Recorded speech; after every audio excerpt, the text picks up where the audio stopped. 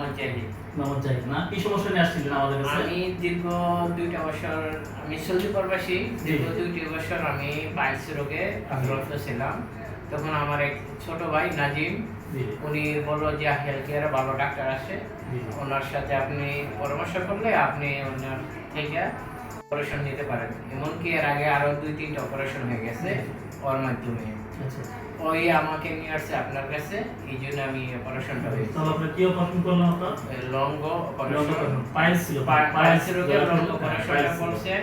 সাথে মনে আপনার ফিশারও ছিল একটা না, গ্যাস ছিল বাইরে একটা না? জি। আচ্ছা আচ্ছা। যেদিনকে অপারেশন করছেন ওই দিনকে সকালে আমার যখন ব্যবস্থা ক্লিয়ার হয়ে গেছে, সকালবেলায় আমি হাঁটাহাঁটি করছি। আলহামদুলিল্লাহ।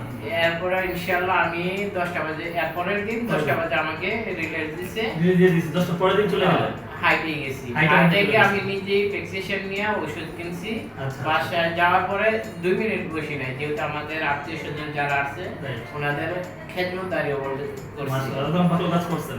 মানে আসলে ব্যথা মুক্ত একটা অপারেশন করে গেছে। ব্যথা মুক্ত, এমনকি আমি যে অপারেশনটা হইছে ওইটাও আমি বুঝতে পারিনি। আমার সাথে যে আপনাদের সহযোগিতা ছিল, ওনারা জিজ্ঞাসা করলাম যে ভাই আর কতক্ষণ লাগবে। আচ্ছা আচ্ছা। কিন্তু উনি বলল যে না, হয়ে গেছে। তখন আপনার একটা যন্ত্র দেখছি, যন্ত্রের মাধ্যমে আমার যে পার্টসের চামড়াটা নিয়ে গেছেন ওইটা আবার আপনার ঘুরাইতে দেখছি। বন্দুকের মতো মেশিনটা? হ্যাঁ হ্যাঁ, বন্দুকের মতন। উনি ওই যে এটারে কি কয়, কামানের মতন, রাইট, বন্দুকের মতো এর মতো মেশিন। আচ্ছা। তখন আপনি আবার বললেন যে আমার আত্মীয় স্বজন আছে না, তখন আমার মিজু ভাইরে আপনি দেখাইছেন।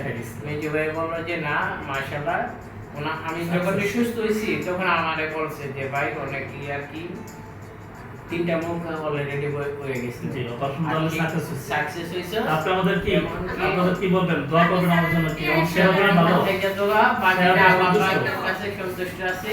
আর ইনশাআল্লাহ এরকম চিকিৎসা সবারই দিবেন, এটা আমার পক্ষ থেকে কামনা রইল। আলহামদুলিল্লাহ, ধন্যবাদ। ওকে স্যার, আসসালামু আলাইকুম স্যার, আপনাকে অনেক ধন্যবাদ।